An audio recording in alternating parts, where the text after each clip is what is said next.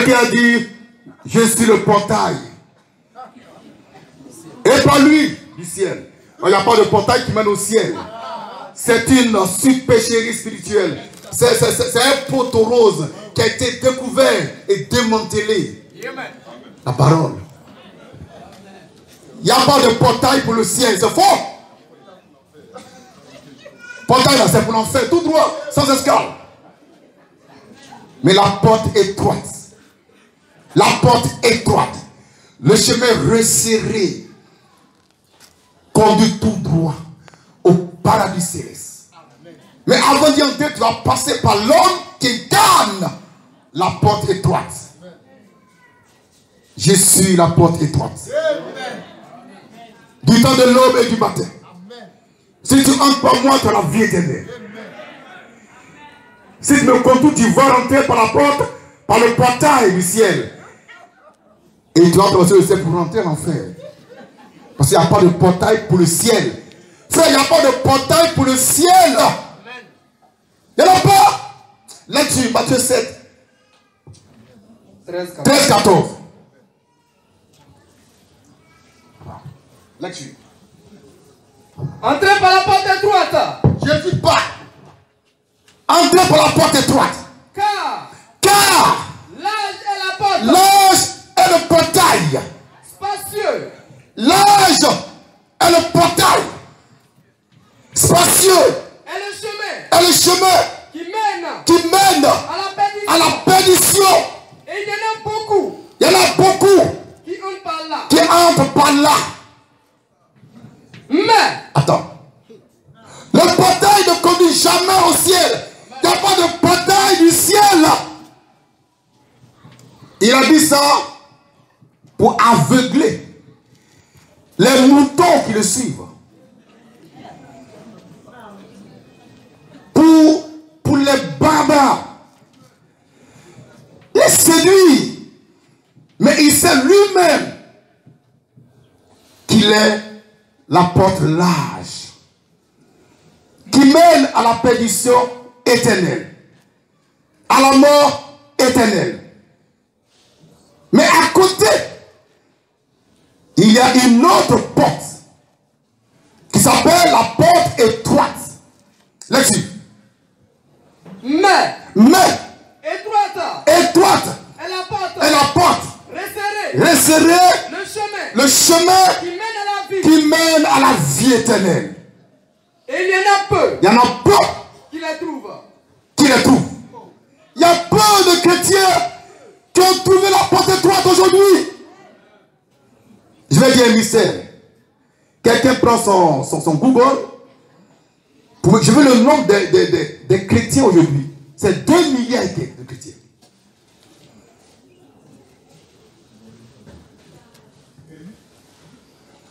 Pas un moment. Jésus dit, entrez par la porte étroite. Et il dit, il y a peu de gens qui trouvent la porte là. Il y en a peu. Mais quand à la porte large, au portail qui est ouvert, on rentre au sort. Et ces deux portes sont manifestées en Côte d'Ivoire. Et ça c'est intéressant. C'est un signe du temps de l'enfer. C'est un signe que Dieu donne. Aujourd'hui, il y a une porte étroite et il y a une porte large, le portail du ciel. Jésus dit, il y a très peu qui trouvent la porte étroite. Mais aujourd'hui, là, si nous prenons l'ensemble des chrétiens qui prétendent avoir trouvé la porte étroite, ils sont 2 milliards et quelques. 2 milliards de personnes, ils sont beaucoup à avoir trouvé la porte étroite. Et là, ça contredit Jésus, qui dit que c'est très peu qui trouveront la porte étroite. C'est pourquoi j'ai dit, la manne fraîche là, c'est la porte étroite. Ils sont 2 milliards 540 millions de chrétiens sur la terre. Et tous, ils ont trouvé la porte étroite. D'après eux. Mais Jésus dit quoi? Très peu trouveront la porte étroite et ils entreront. Très peu. Donc on va diviser ça diviser ça par 2 milliards. 2 milliards, même chose là. On va 0 ici. Alléluia. Papas et mamans, je suis la porte étroite.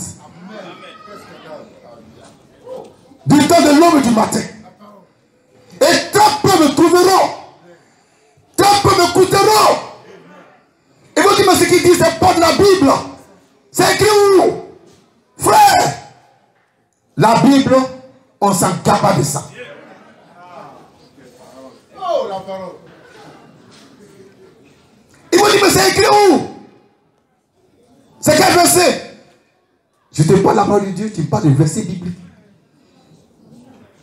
Et il y a des plaisanteries, les goûteurs sexuels, le goûter sexuel, ils ont bossé les versets par cœur pour les réciter, pour épater la galerie. Moi, ça ne m'impressionne pas. Prêche la parole. Donne-moi ton message. Donne-moi ton message. Tu es venu pour une révolution chrétienne. Donne ton message. On est dans les jupons de la polygamie. On est dans les jupons de la sorcellerie spirituelle. Mais je t'apporte la lumière du matin. La manne fraîche. Si tu as ça, si tu es en elle et qu'elle est en toi, tout droit, paradis c'est clair. Il faut passer par moi. Oh, je suis dur, rigoureux, pointilleux. Pourquoi? Je suis 3 fois saint. Je suis 3 fois saint. Et ça explique ma rigueur dans le ministère. Je suis 3 fois saint. Je n'aime pas ce qui est souillé. Je suis un perfectionniste. Car Dieu m'a rendu parfait. Pour vous. Et je vais te conduire à la perfection. Même si tu ne le veux pas.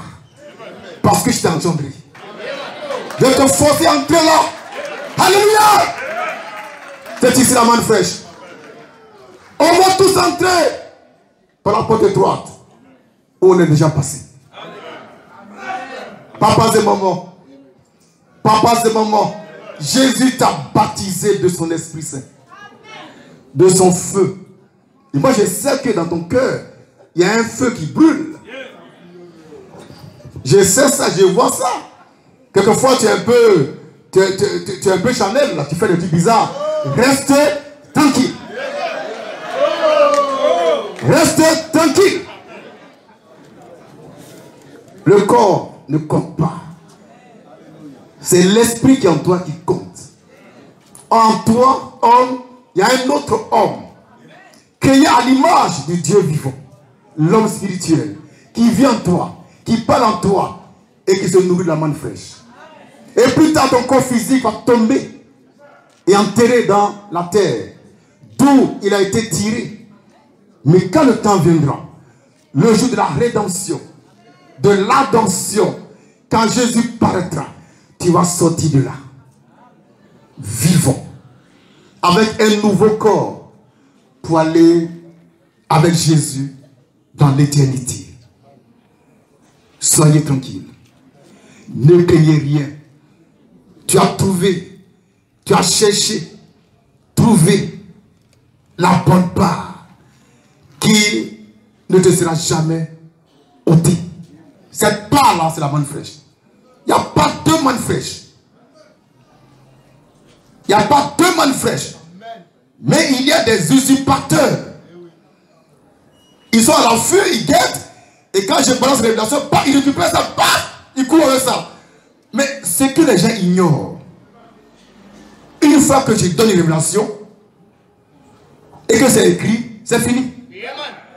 Prends, va faire ce que tu veux. Tu es mort avec ça. Tu es dans paix comme ça. Tu es mort. Parce que demain sera une autre révélation. Encore plus excellente que la première. Alléluia. Oh. J'ai dit en 2008-2010 que la Bible n'est pas la parole de Dieu. Kakou, Philippe dit la Bible, c'est la parole de Dieu. Que la Bible, c'est la parole que Dieu a donnée à l'épouse. Et que de la Bible, il n'y a pas d'erreur. Mais tout récemment, en 2018, je crois, Kakou Philippe, après avoir mangé la manne fraîche un peu, ce qu'il a compris, il dit la Bible n'est plus la parole de Dieu. Oui, non? Donc ils vont tous revenir à la main fraîche. Mais quand ils reviendront, la main est devant. Et ils vont prendre les restangolo là. Et ils sont morts. Au temps de Moïse, la main qui était recueillie ne doit pas dormir. On doit tout manger. Il s'adore, tu es mort. Alléluia. Alléluia. Amen. Si ça dort, ça pourrit. Parce que chaque jour, Dieu donne une manne fraîche. C'est la même chose aujourd'hui. Hier, j'ai prêché, non? Ce matin, je prêche encore. Pour hier, là, j'ai ça. Oh, les Kakou Philippe, les Kakou Philippe, les Kakouistes, les religieux, ils sont dans ce que j'ai déjà dit. Et ils font comme si ça vient d'être révélé. Oh, il y a longtemps, ça est là. La parole. Amen. Le grand Jésus là que tu vois, le révolutionnaire, qui va te révolutionner lui-même. Il a dit que la Bible est la solution du chrétien. Aujourd'hui, il dit la Bible là, bon, ce n'est pas la parole de Dieu. Il revient la main fraîche. Mais c'est déjà sec ça. Ça c'est sec ça. Alléluia. Oh.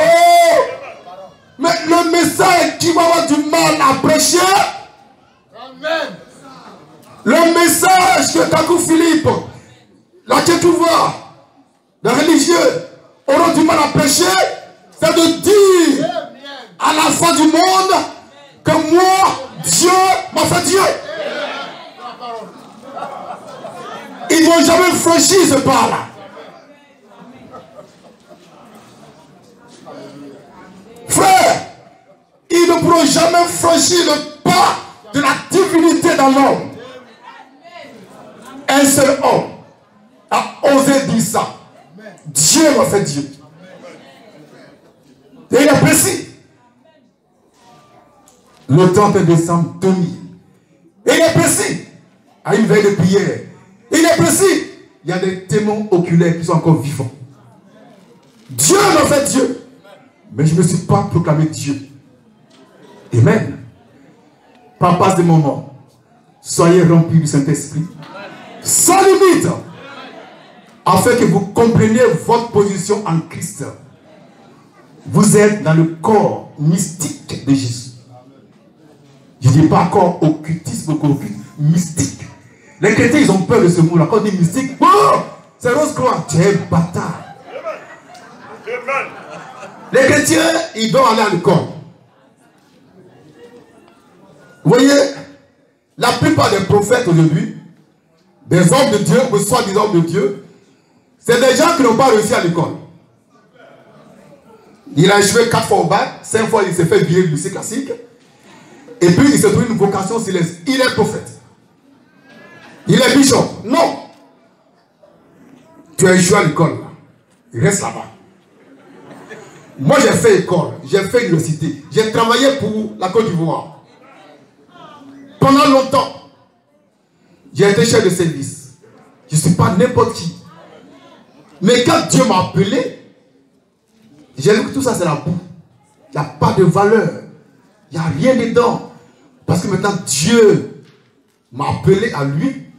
Et il m'a fait Dieu comme lui pour apporter la parole à des divinités qui sont devant moi ce matin.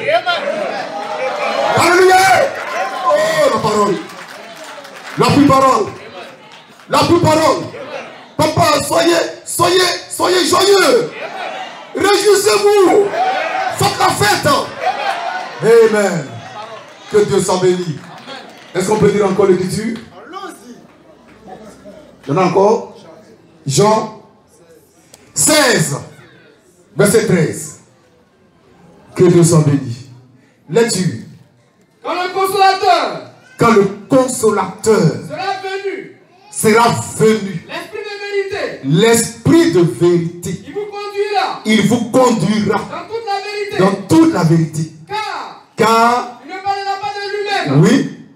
Mais il dira tout ce qu'il aura entendu. Et vous annoncera oui. les choses à venir. Les choses à venir. C'est Jésus qui dit cette parole. Il fait une promesse solennelle et véritable. Il dit dit quelqu'un viendra après lui. Il s'appelle le consolateur.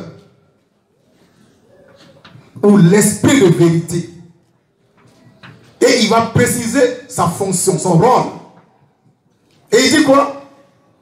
Il vous conduira dans toute la vérité. Ça veut dire que Jésus n'a pas conduit les gens dans toute la vérité. Il a dit, je suis la vérité. Mais il n'a pas dit, je suis toute la vérité. Et ça aussi, c'est la manne fraîche. Jésus a dit dans Jean 14, 6, c'est quoi? Il dit, je suis la vérité. Il n'a pas dit, je suis toute la vérité. Et Jésus, il sait ce qu'il dit. Il est précis. Il dit, je suis la vérité. Et non, je suis toute la vérité. Car il savait qu'il n'était pas toute la vérité. Étant dans un corps de chair. Mais il prophétisait la venue d'un don plus excellent que lui. Je reprends. Il prophétisait la venue d'un don plus excellent que lui. Vous dites quoi? Il y a un don qui est plus excellent que Jésus. Oui, il y a un don qui est plus excellent que Jésus-Christ de Nazareth. Nous sommes. Il y a un don qui est plus excellent que Jésus-Christ, homme.